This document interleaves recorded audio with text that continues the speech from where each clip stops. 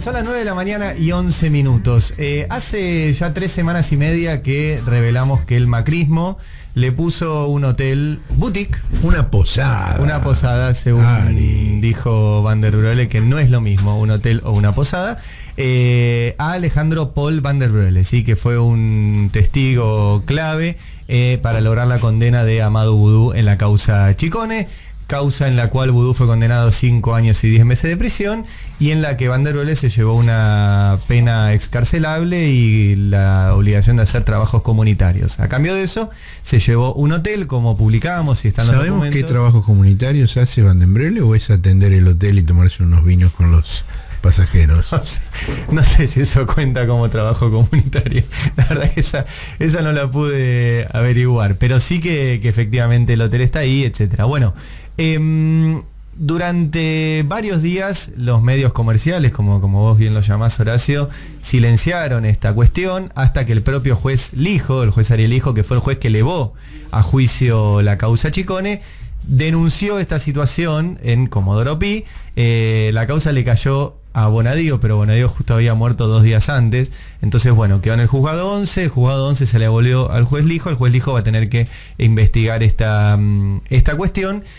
Y desde ese entonces los medios comerciales insisten en ser los voceros de Van der Broele, en defenderlo, en... Bueno, es notable que no publicaron la investigación tuya sobre el soborno que le había pagado el gobierno y en cambio publicaron el descargo de él. Claro, algo que se hayan hecho en el caso de Alessio también. Tal cual, sí. De hecho, nosotros nos encantaría entrevistar a Van der Broele, De hecho, lo llamamos y no nos atendió. ¿Hay que insistir? No, sí, tenemos un montón de preguntas para hacerle y documentación para mostrarle, que es muy impresionante. Ninguno, ni Clarín, ni La Nación, ni Infobae, mostraron los documentos que son públicos ya, porque están liberados ya en internet. Simplemente se limitaron a reproducir lo que dice Van der Broele o lo que dice el gobierno. Y a repetir varias cosas que voy a... El gobierno anterior. El gobierno anterior, perdón. Todavía me falta el cambio de chip en algunos momentos. No, hay que cambiar. Sí. Cambiemos. Una de las cosas que voy a insistir en que vuelven a repetir que nosotros pusimos en peligro a los testigos protegidos, cosa que es falsa. ¿Sí? A los testigos protegidos los pusieron en peligro al utilizar el programa de protección de testigos justamente para direccionar causas judiciales contra exfuncionarios del kirchnerismo y no pero para lo que la funciona. posada de Van der Broele la atiende él personalmente. Exacto. Nosotros tenemos datos de gente que ha ido ahí y eso que yo decía de la tarea comunitaria no era un chiste. Efectivamente, conocemos gente que fue ahí a la posada y tomó un vino con Van der Broele. Estamos seguros que Van der Broele no usaba peluca, bigote falso, anteojos oscuros. No, era Van der Broele. Paren todo. Capaz que hay que ir a la posada y ahí se lo entrevista, ¿no? Y se toman unos vinos y charlan tranquilos. Vos te sacrificás por el periodismo, ¿no? Me sacrifico por la causa. Podemos hacer un viaje para ahí, es cierto. Sí. Qué buena idea. La otra cuestión que mienten es que ahora todo corre riesgo por el decreto de Alberto Fernández, que para mí llegó tarde, pero llegó, que vuelve el programa de protección de testigos a donde estuvo durante toda su vida, excepto los últimos 12 días del gobierno de Macri. Y entonces están diciendo que eso pone en riesgo. ¿Por qué si durante 15 años funcionó ahí, terminar con esa pausa de 12 días va a poner en peligro nada? Y la otra cuestión, y ahora vamos a la última novedad que publicó el vocero de Van der Broele, que es Hugo Alconadamón, es cómo se filtró esta información. Y yo repito una vez más para que se entienda. La simple lógica del caso indica que esta información no la filtró el gobierno de Alberto Fernández. Por una cuestión cronológica, las autoridades del programa de protección de testigos y de la agencia que creó Macri hasta el jueves pasado, o sea, hasta 2 semanas después de que publicamos la información, eran las autoridades que puso Macri. ¿Sí? Por lo tanto, el gobierno de Alberto Fernández no tenía... Cuando nosotros publicamos la información no habían asumido las nuevas autoridades. Exactamente. Por lo tanto, el gobierno de Alberto Fernández no tuvo acceso, ¿sí?, a esto.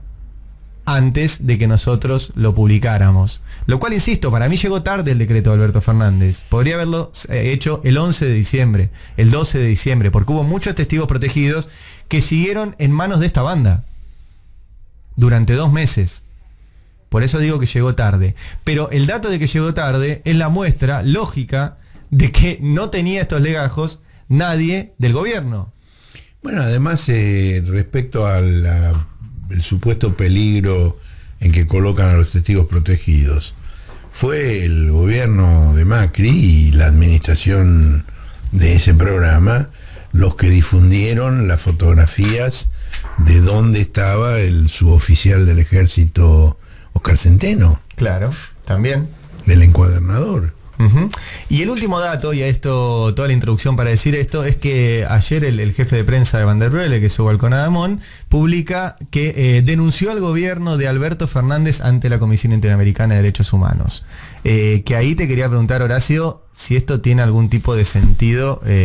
No, es ridículo, no. Es un desconocimiento absoluto de cómo funciona el sistema interamericano de protección de los derechos humanos.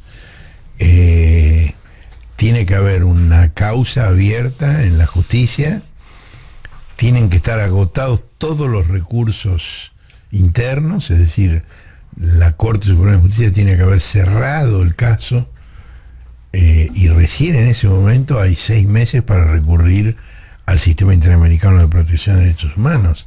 Esto que ha hecho Van der Broele es puro humo, es para darle un título a la prensa comercial, nada más, no sirve para otra cosa y no tiene ninguna posibilidad de prosperar.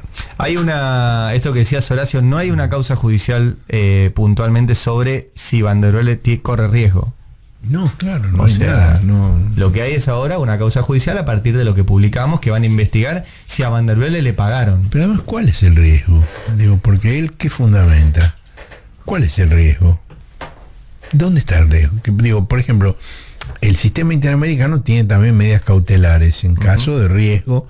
Por ejemplo, en el caso de Milagro Sala, que estaba en el penal de Alto Sufridero y que tuvo una serie de episodios que pusieron en peligro su vida, primero la Comisión Interamericana con una medida cautelar y luego la Corte Interamericana con lo que llaman una medida provisional, declararon que Milagro Sala no tenía que seguir en la cárcel de Alto Sufridero porque corría peligro su vida.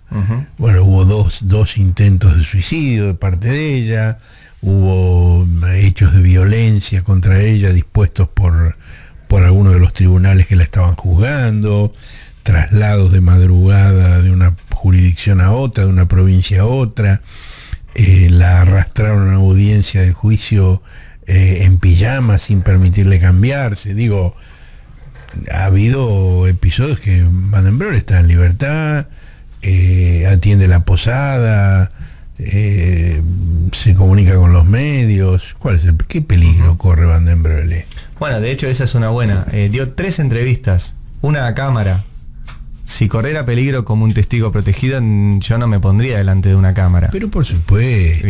Pero bueno, esa es la situación de este caso. Obviamente tenemos más información, vamos a seguir publicando, pero lo último es esto que recién explicaba Horacio Berbisky. Más humo diciendo que va a denunciar a Alejandro Van der Broele al gobierno de Alberto Fernández, que, insisto, no tuvo ni siquiera la posibilidad de filtrar esta información. Bueno, igualmente publican que Van der Broele va a denunciar al gobierno actual. Muy bien. Bueno, Nico, ¿qué te quedó del tema deuda? El ministro de Economía, Martín Guzmán, postergó en algunas horas su regreso a Buenos Aires. Iba a volver anoche, finalmente lo hará en la jornada de hoy, para completar una rueda de reuniones en Nueva York con los principales tenedores de bonos argentinos, los fondos de inversión que tienen la mayoría: Templeton, Fidelity, BlackRock, Greylock, Pinco, Ashmore, etcétera, bajo un secreto muy fuerte. ¿Sí? No se dio a conocer la agenda del ministro, no se supo bien con quiénes se juntó, si se juntó uno por uno, si se juntó con varios al mismo tiempo. Están manteniendo bajo mucha reserva. Yo diría, más allá de lo que se pueda llegar a saber a su regreso, que es la principal noticia que se trae de este viaje, que incluyó también una escala en Arabia Saudita y otra en Washington, es que tal como están dadas las cosas, lo más probable es que no haya un acuerdo con el Fondo Monetario Internacional antes de que se cierre la negociación con los bonistas privados. Esto tiene que ver con dos cuestiones. Tiene que ver, por un lado, con los tiempos. Para que haya un acuerdo cerrado con el Fondo Monetario tiene que venir otra misión, tiene que haber otro reporte al directorio del Fondo Monetario y a partir de ahí establecer, bueno, la cantidad de años que se daría de postergación para los pagos y demás. No hay una urgencia por eso, porque como venimos contando, los pagos fuertes de deuda con el Fondo Monetario empiezan en el 2022. Y en el gobierno argentino también consideran que con el informe que se conoció la semana pasada alcanza para empezar la negociación con los privados, que no es necesario avanzar en un acuerdo y que a tratar de llegar a un acuerdo ahora contra reloj haría que no se llegue al mejor acuerdo posible. Así que sigue, digamos, la relación con el Fondo Monetario en muy buenos términos. Va a haber ayuda activa de los funcionarios del Fondo Monetario durante la negociación con los privados, obviamente. Pero lo más probable es que no haya, como se especulaba, un acuerdo cerrado, digamos, que se firme un nuevo acuerdo con el Fondo Monetario Internacional en los primeros días de marzo. Eso por lo menos es lo que se comentaba anoche dentro del equipo económico argentino. Ahora empieza ya el contrarreloj. Uh-huh. Sí, hay el cronograma, ¿te acordás que se había dado a conocer durante enero? Bueno, empiezan las fechas en las cuales va a haber noticias prácticamente todos los días, porque se tiene que determinar cuál va a ser el agente que se va a encargar de diseñar lo que se llama como el prospecto, que son distintas opciones que se ofrecen para la reestructuración a los distintos tenedores de los distintos tipos de bono. Porque no es que va a haber una oferta única que va a decir, bueno, nosotros queremos tantos años de plazo, tanta quita, tanto recorte de intereses, sino que va a haber, bueno, por estos bonos se puede elegir o una quita del tanto al capital y un recorte de tanto a los intereses, o nada de quita del capital pero mucho recorte de los intereses, o mucho quita de capital y poco... Bueno, se van haciendo distintas opciones que tienen que ver con la especificidad técnica de cada bono que hay en juego. Eso no lo hace el Ministerio de Economía, sino que se terciariza en un banco. Luego se tiene que decidir cuál va a ser el banco que va a ser el vínculo con los privados. Bueno, cuestiones técnicas que tienen que ver con el mundo de las finanzas. Una cuestión previa, y es la selección de la consultora que tiene que determinar quiénes son los tenedores de la deuda argentina. Eso debería estar anunciándose por estas horas. Bueno, pero hubo una convocatoria, una licitación que se declaró desierta hace 10 días. Y está pendiente la elección de la consultora. Así es. Bueno, todos esos pasos técnicos se van a empezar a dar en las próximas jornadas. Recordemos que estamos entrando ya dentro de... Sí, el lunes va a faltar un mes para que se conozca el domingo. Va a faltar un mes exacto para que se vence el plazo que puso el propio Alberto Fernández para resolver este tema, etapa de definiciones en la deuda. Hoy vuelve Guzmán a la Argentina y a su regreso seguramente empiece a ponerse en marcha esa maquinaria. Muy bien, 9:30 de la mañana.